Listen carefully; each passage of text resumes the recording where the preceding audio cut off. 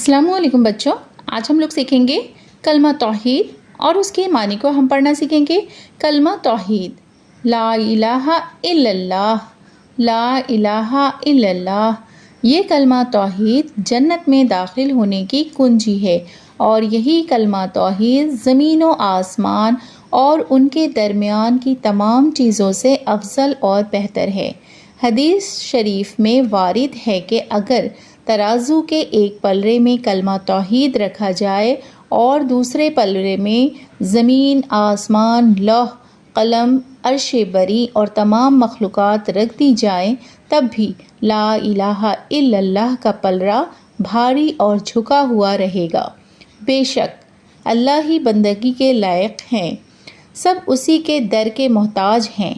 कलमा रिसालत मुहम्मदुर रसूलुल्लाह, मुहम्मदुर रसूलुल्लाह, मोहम्मद सल्लल्लाहु अलैहि वसल्लम अल्लाह ताला के रसूल हैं।